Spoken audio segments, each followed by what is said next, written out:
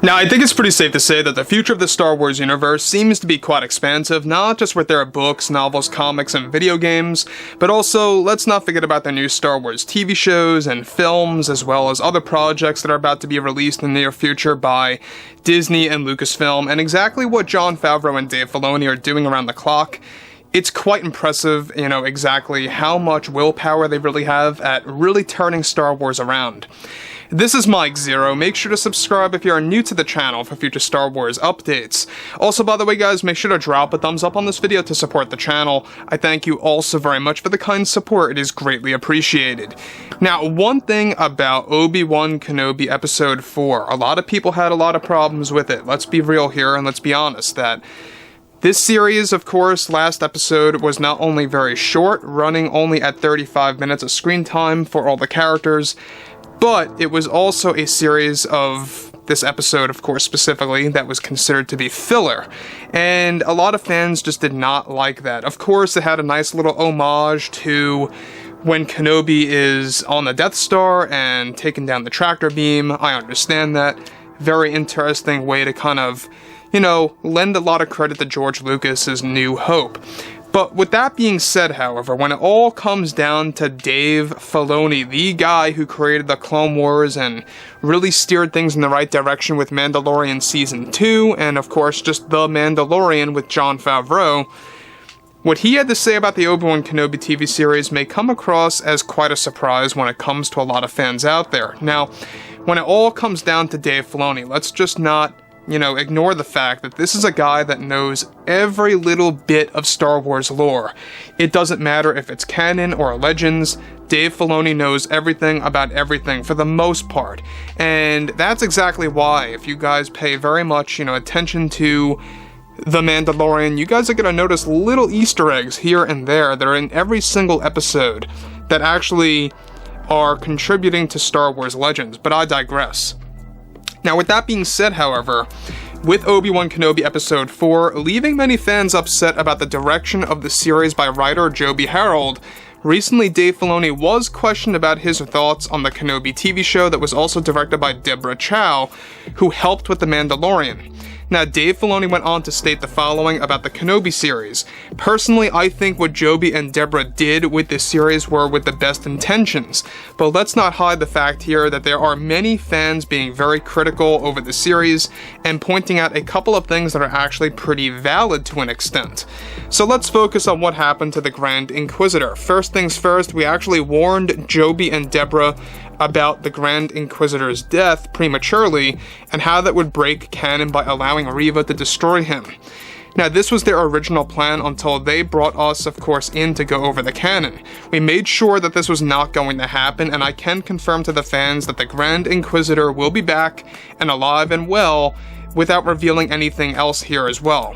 Was it the wrong choice to make it appear as if he was dead? Maybe. This is something that was highly debatable between myself, John, and Deborah, and it took a while to settle on what to do in Episode 2. At times, both Joby and Deborah would ask us for our help and our advice, simple things like that and stuff like that. And they were in a couple of phases of complications for the series, such as how it should be edited and how long each episode should really be. The fans who like to call an episode with not much happening as filler, as they like to call it, is what everyone is labeling Episode 4 as, and it's kind of sad to see that happen. I know that this season is only 6 episodes, and I had warned Joby that focusing on a filler episode is just in just a 6-part series was not going to go over well with the fans. Now, let me just stop right here for 1 second. Now, the thing about Dave Filoni is that this is a guy that really knows a lot about legends, he knows a lot about the canon. He's a very respectful guy, obviously. You can see that he's not really bashing Joby or Deborah or anything like that. He's not also bashing the fans. He's very much in the middle. He's being a very rational guy. He knows, how some fans think and how some other fans think, and respecting that balance. And that's what I like about John and Dave, is that, they don't really go after fans on social media per se, like other people over at Lucasfilm, such as Freddie Prinze Jr. I won't get into that. But moving forward from all of this, alright? The Kenobi series, there's no doubt about it. Given that John and Dave were not involved at all, zero involved, only actually lended their advice here and there, and that was about it. That was about it.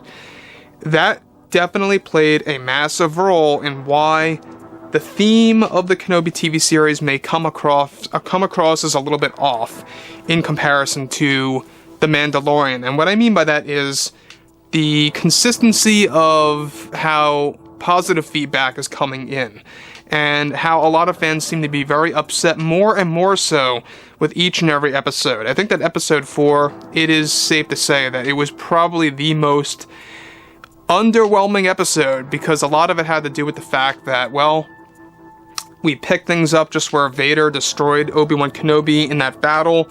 He burned him essentially to a crisp with his arm, and we're left off with, now this episode, Leia essentially getting kidnapped again.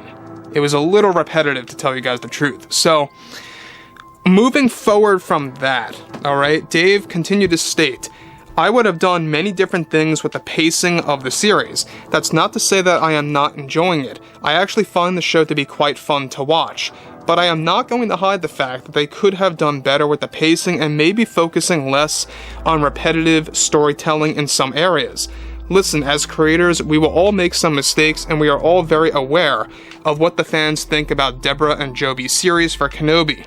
We are always trying to improve, and some of the canon in the show is just a bit confusing to some of the audience. Yes, it is. I will acknowledge that, but we have to remember that what's great about the hardcore fans is that they teach and inform other fans about what this is or that is, and it makes other fans slowly more knowledgeable in this community and of Star Wars. The one major thing that myself and John do agree on is that they needed to actually use more John Williams music in what's considered to be an extension of Revenge of the Sith. This is one thing that we would have done differently. You see, music makes everything. It really creates emotion. So, let me just stop right here quick. Now, Dave Filoni is right about this. I don't know if you guys agree with me on this. I'm sure that a majority will. So, the fight between both Vader and Kenobi, that synth music just did not work for me. That sounded like music that anybody could have really made in any kind of music editor and just threw it into the Kenobi show.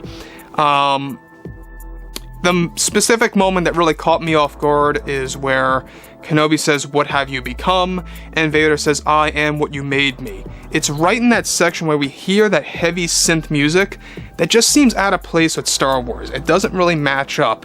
I think that what they should have done is that they should have really added in epic music, very much like how we saw in Revenge of the Sith when Kenobi and Anakin are battling each other.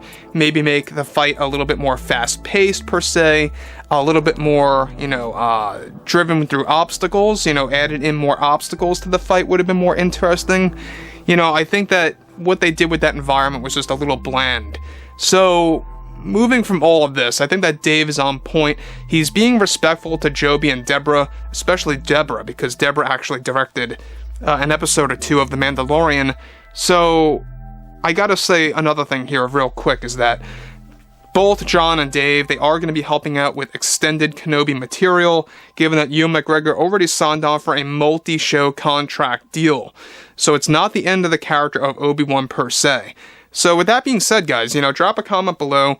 Let me know what you guys have to say about all of this below in the comments. And if you guys did enjoy the content for today, make sure to drop a thumbs up on this video to support the channel, and I'll catch you guys next time.